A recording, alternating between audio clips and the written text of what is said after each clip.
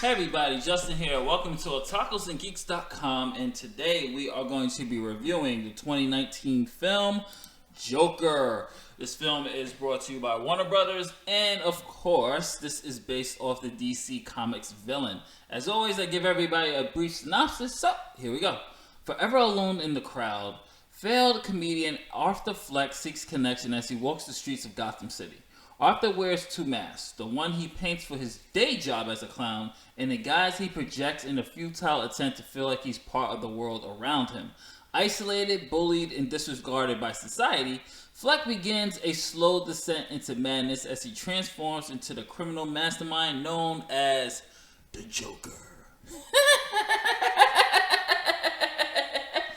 And that was my attempt at the Joker laugh. So anyway, it was only natural to do it.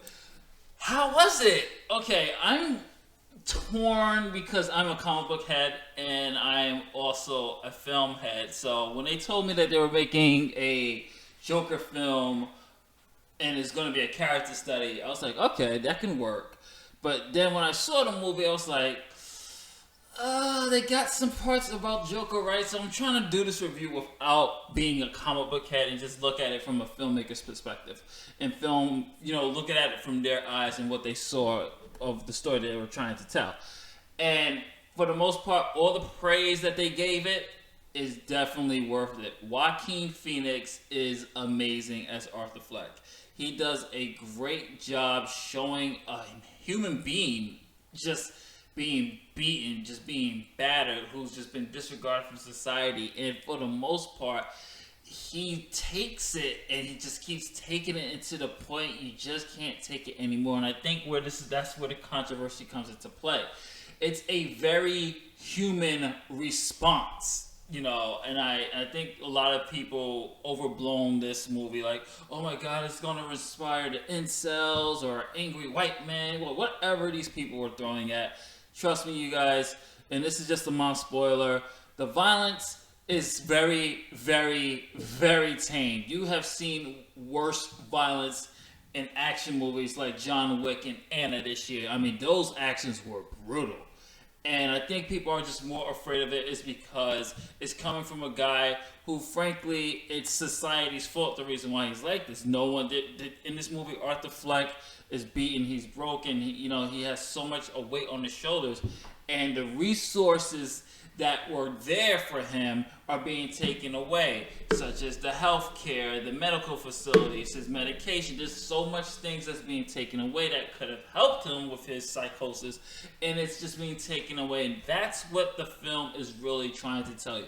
It is a social commentary on mental health. It's a social commentary on the society and us not looking down on people with these issues, but how can we help them? That way they don't react like this, like how it happens in the movie. That's what the film is about. If people would just stop looking at it from the surface like, oh my god, it's violent, it's violent. Look deeper into the movie and really hear what the filmmakers and the actors and the storytellers are trying to tell you. Now, as I stated before, Joaquin Phoenix does an excellent job. It is a tremendous performance. Is it going to change the comic book industry? Is he better than Heath Ledger? No, he is not better than Heath Ledger because Heath Ledger was actually the Joker. This guy is just Arthur Fleck, who has a very bad life and put on clown makeup. I didn't see the Joker in this, folks. I'm sorry to say that I know I'm going to get probably flamed out the ass for that comment, but I didn't see the Joker in this. I've seen the Joker in The Dark Knight. I've seen the Joker in Batman the Animated Series. Hell, I even saw the Joker in Batman 1989. Didn't see the Joker in this one. So if you're expecting the Joker to be in this throughout the whole movie, I suggest you just rewatch The Dark Knight, because he is, mild spoiler again, he's only in it at the end as the Joker, as the Clown Prince of Crime that you know, or at least you think you know. But I will say one thing that they did get right with this is the Joker's psyche and how the Joker mind works. Just to quote a quote from the comic books. I forgot what comic book it was, forgive me, but you guys can let me know in the comments below. The Joker says that if I'm going to have an origin story, it's going to be multiple choice. And that's one thing I really like about this film is that they nailed that, because throughout the whole film, it's Arthur Fleck narrating the story, and you know the Joker cannot be trusted when it comes to his backstory. And the same thing you see in The Dark Knight with different scenarios is the similar way you see it here, and I thought that was absolutely brilliant.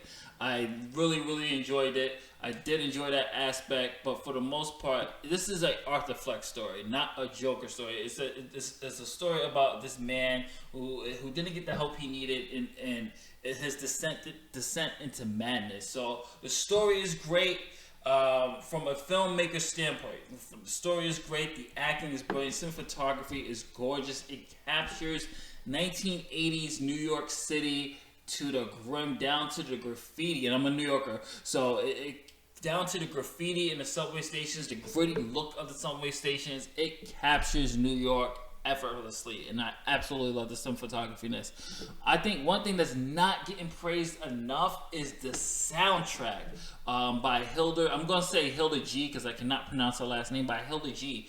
She did Shinobi, the for the HBO, and she comes in here with Joker, and it is a haunting soundtrack. I even had to get it from my Amazon Prime. It is beautiful. The use of strings, the use of cellos. One thing I really noticed that a lot of people who compose for the Joker, they used strings. They use drums. They use those type of, like, he has his own instrument sound that people use, because it's kind of like that knife just stabbing and clawing at you. And I thought that was very well done. The soundtrack I am in love with. Definitely get the soundtrack with this. Now, from just a little bit from a comic books perspective, a comic book fan's perspective when it comes to the Joker. Is this the Joker? I would, like I said, I wouldn't say it's the Joker. I would say that this is just a man who has had a horrible life, been put in terrible situations where he's been discarded, he's been lied to, and he completely snaps and he puts on the makeup and everything else. They did take elements from Joker mythology, such as the Killing Joke, The Dark Knight Returns, I think The Man Who Laughs. They also took elements from there. So there's blueprints and little elements in there, but I didn't really see the Joker, mainly because the way his motivations are, and the Joker's motivations are never really understood. This one is a clear-cut motivation, but like I said, this is a more realistic take. So if the Joker was alive today in the real world, I can definitely see how this guy would become such a madman like how he was towards the end of the film. But I definitely, like I said, I didn't see the Joker like how I saw Heath's Joker or Jack's Joker, but everybody has different interpretations, so don't flame me for that. That's just my perspective of it. I really did love the ending because, like I said, it goes back to the multiple choice quote that the Joker says in the comic books. Overall, I will recommend the Joker. If you're worried about the violence, it's very, very tame. There's even one kill that's sort of off screen. It's very tamed. It's nothing that you haven't seen in other horror movies, or it's nothing that you haven't seen in horror movies or brutal action films like John Wick, where you're seeing the guy literally get stabbed and he's waiting for him to bleed out on the train. I mean, so it's nothing that you haven't really seen, and the violence is really not there that much. Is it unsettling?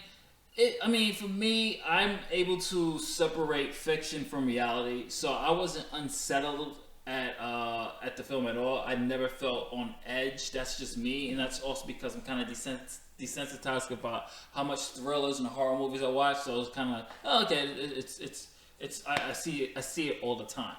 But for those who are not used to this type of genre, yeah, it's unsettling the way his mannerisms are.